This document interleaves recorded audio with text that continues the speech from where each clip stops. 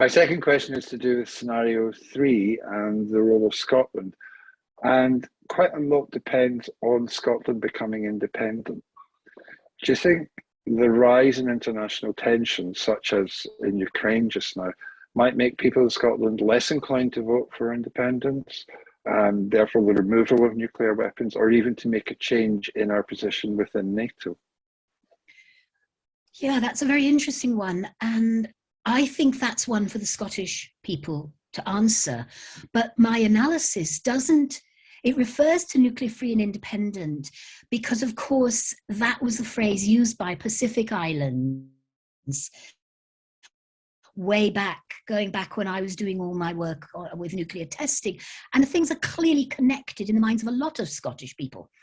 But we do have to recognise that the Scots people have been opposed to nuclear weapons for a very long time, right across all the parties, except perhaps the Tories. You know, so what my analysis is obviously recognising that if Scotland had an independent government that had the power to actually turn around and say to the UK, you know, you are not going to be able to use Faslane and Coulport, you know, and our roads and seas for your nuclear weapons, then that would just be a massive game changer. But as you can see, I think from my analysis, I actually think that the Scottish opposition to nuclear weapons is a game changer even without independence. And I think that it behoves the Scots to really recognize how much power you have. And that's, you know, I quoted, you know, military experts in that scenario 3 actually saying, you know, if the UK cannot, Coulport is far more crucial to the UK carrying on with nuclear weapons than Faslane. There are possible places that could be used. There's Plymouth, I think Ailsa has suggested something about Falmouth.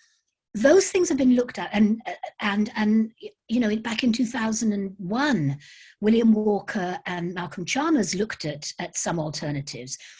There are alternatives where the submarines could go. There's no alternative, and the military acknowledges this. There's no alternative for what Coulport does. And that's really pretty critical to understand, and why that is. So, you know, I feel that, you know, it's for the Scottish to take the positions in terms of independence.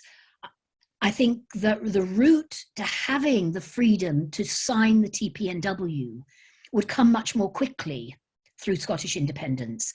But I actually believe that Scotland already has the power to make it impossible for the UK to actually ever deploy Dreadnought. Now, the problem with that kind of second version of it is that the UK government would probably have squandered more and more billions and billions and billions of people's hard-earned money on the Dreadnought submarine system and on keeping, you know, Aldermaston and Burfield making the weapons, on keeping the nuclear warhead convoys going up and down on our public roads between Burfield and Coulport, endangering all of us.